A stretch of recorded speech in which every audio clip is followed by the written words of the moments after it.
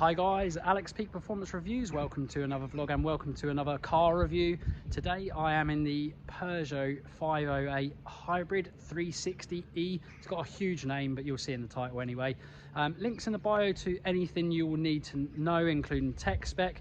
Obviously, so hit that up if you want to know where you need to go to get one of these. Obviously, big thanks and shout out to Peugeot UK for allowing me the drive. Yeah. This could be a recipe for a good, really cool car. For me, externally and internally, it's awesome. I think it's a really nice looking car inside and out. But typically speaking, with these hybrids, when they're carrying a lot more weight, they can be a bit of a dull drive, potentially a bit of a heavy, lardy car that typically doesn't handle very well. So I'm not sure how it'll end up handling and how it will feel. But yeah, let's have a look. It's got all the other recipes for a good, good car, really. 360 horsepower, 210 horsepower electric motors, plus obviously hybridization, so an engine, and I'll give you the tech spec in the bio to that engine as well, and the electric motors. Obviously helping it to 360 horsepower, over 500 newton meters of torque. So it's an absolute, should be a beast. Claimed 0 to 60 is 5.2. We're going to put that to test and see if we can get near that on our little performance box. And yeah, like I say, 139 mile effective MPG range as well. So yeah, recipe for a really cool fun car. Well, I say fun, cool car, certainly, with power. Whether it will be a nice drive, I do not know. It's carrying a lot of weight, so jury will be out. But let's go and drive it without further ado, and let's see what it's all about and how it is. And yeah, if you've got any questions, hit us up in the comment section. Enjoy the drive. Let's see dynamically how this fares. Keep going to grab and snatch for a manual gearbox, but it's not. But wow, that goes well though, and it handles really good as well, I have to say. They've made it obviously piping sounds, and this has got a focal sound system in it, so it sounds really good. I've had a little listen, it's superb, but obviously I'm not going to put it on the drive. We're going to go over some really nice, interesting B-rows with real crests and cambers, lots of lumps and bumps that we can enjoy and exploit and feel how good this chassis is potentially, with obviously a lot of horsepower. But yeah, first things first, how does it drive? How does it feel? There's enough, weirdly, I quite like that there's feedback from the tyres. They've piped in sounds through the sound system, and you can hear orchestrated sound. I know obviously it's fake sound, but at the end of the day, if you're in a car like this, it's those sounds that make it feel more kind of, I don't know, it gives you a bit more feedback, and you know kind of how the car feels and kind of a sensation of speed. I have to say the interior is gorgeous in this car. I have shown you, probably you see from a VT now, some absolutely beautiful displays, crystal clear like LED or LCD display, absolutely stunning display on the main frontal kind of cockpit and the passenger cockpit, or I should say the center console cockpit, and it's absolutely beautiful, very intuitive, very quick to respond.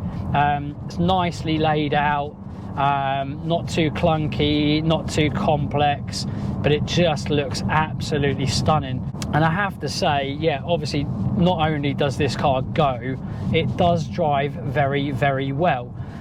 The feedback from the steering on sports mode, which is drive mode, you can just cycle through the modes. There's a four-wheel drive mode, there's a sports mode, hybrid mode, comfort, and fully electric. I'm going to leave it in sport because anyone who knows me will know that I like car sporty, hence we're called Peak Performance Reviews.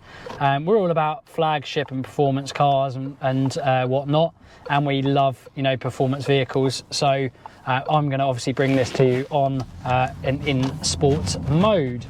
So yeah, let's do a 0 to 60 pull now.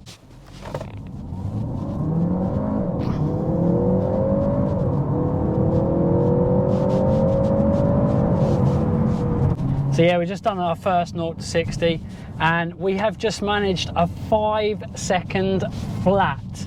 I'm going to try and get it into the 4s. I feel like it's got just probably a little bit more in it, not much, but a little bit more. So let's just do that again. Okay, let's do another 0 to 60.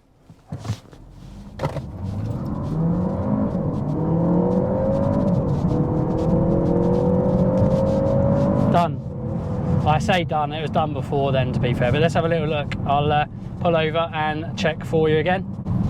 Not quite as good as a 5.95, so we may as well give up there. We've done a couple.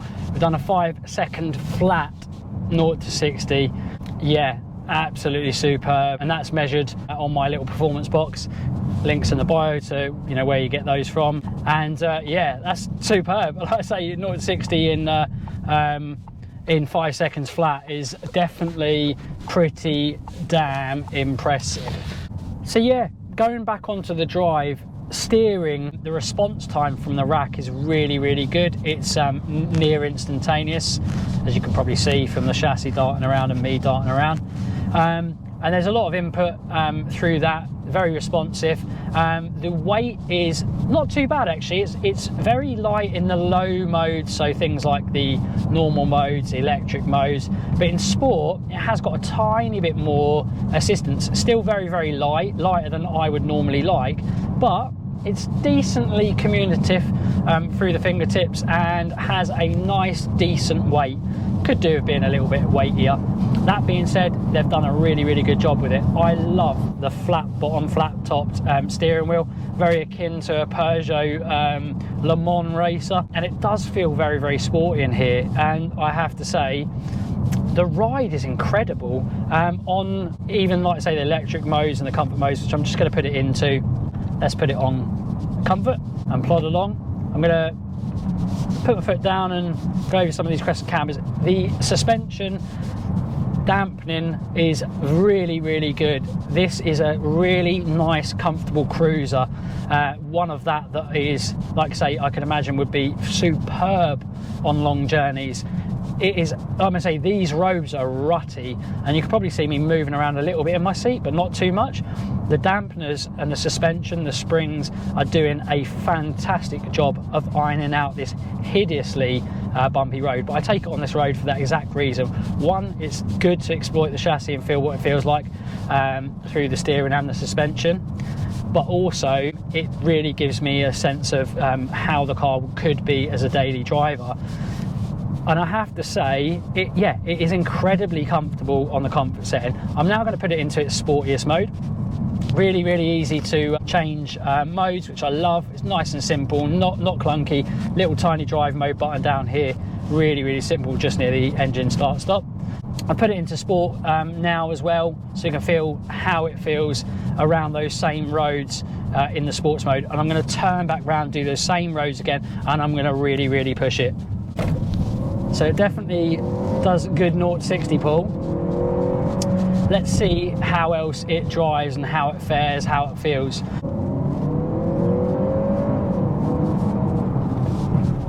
The first gear's low down, don't feel too powerful, but then once it gets into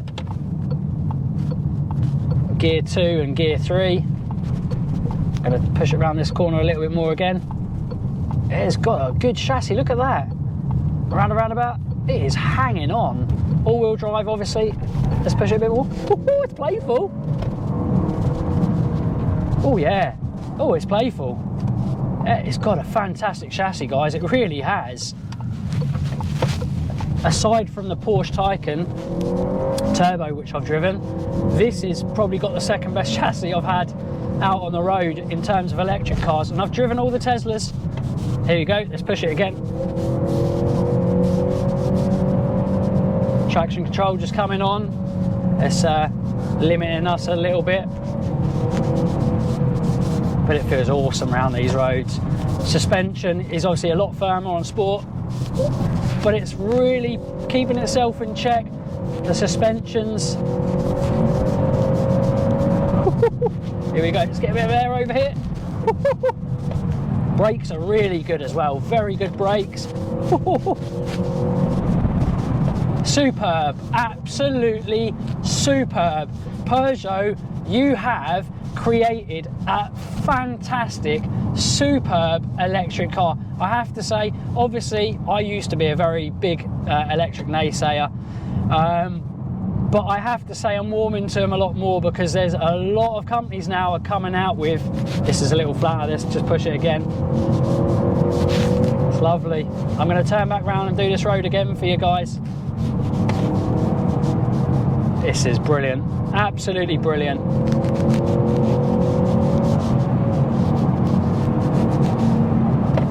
Brakes are superb.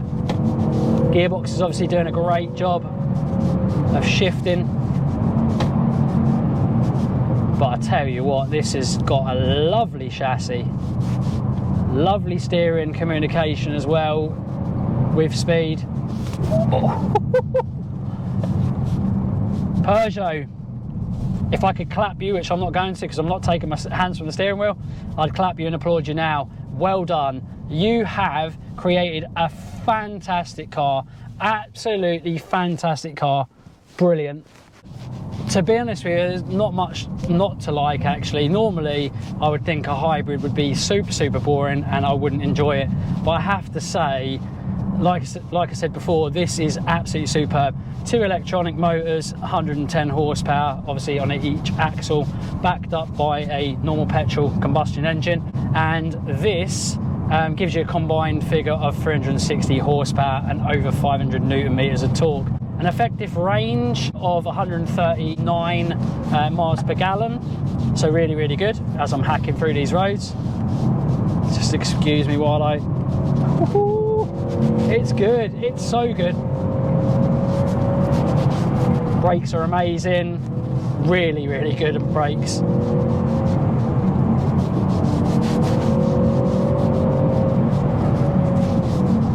Superb brakes, great chassis. Oh, it's brilliant.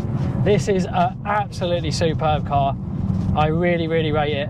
I really rate it.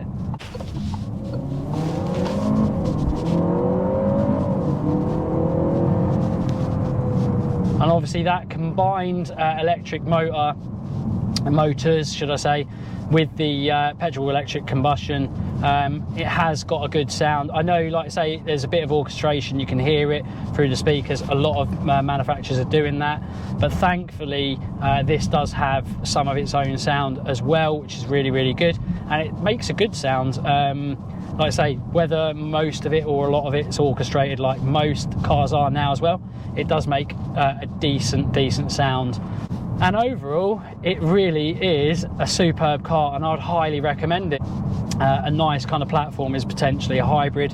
It's a happy medium. It's a good way of kind of dipping your toes into that segment without having too much of range anxiety. I say when you're getting 139, 138 effective miles per gallon, but yet still having an 0-60 of 5.2, we've actually proven it to be 5 flat. We've managed, I reckon, with a little bit of work. I mean, that was a flat surface as well. Nice day, you know, good traction. This is all-wheel drive, really nice for all-wheel drive system. Whatever they're using, whether it's differentials or e-differentials, it is effectively doing a really good job with the all-wheel drive drivetrain, because it's getting really loads and loads of grip, but it also feels very playful. So you can, I had it, you know, a little bit out, almost like semi-drifts without doing anything illegal on the road, keeping it on the straight and narrow. And it just feels really fun. And like I say, normally you would not expect that with a hybrid car. The only car that had that kind of weight, this kind of weight on, that was electric, that did come close to this, which actually, you know, admittedly was better and was a lot more money though, was the Taycan Turbo, the Porsche Taycan Turbo. However, this is, like I say, this is a hybrid. This is not full electric, but obviously it can go fully electric. It can do about 29 miles fully electric, but obviously will effectively have a really good electric charge, and it will keep it and retain it when it's using both the combustion motor and the electric motors.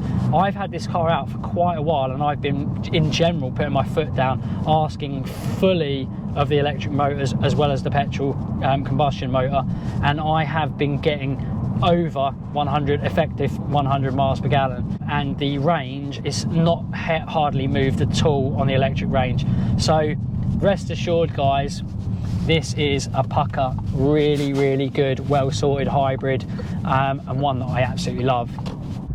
So that is the end of my video with the 508 electric hybrid 360. I'm not going to give you the full title, it's too big. You see it in the title anyway. Obviously, if you're in the market for something like this, guys, honestly, as a hybrid, I don't think at the moment that I know of, especially for that value, like I say, links in the bio for all of the tech spec, including RRP and how much it costs.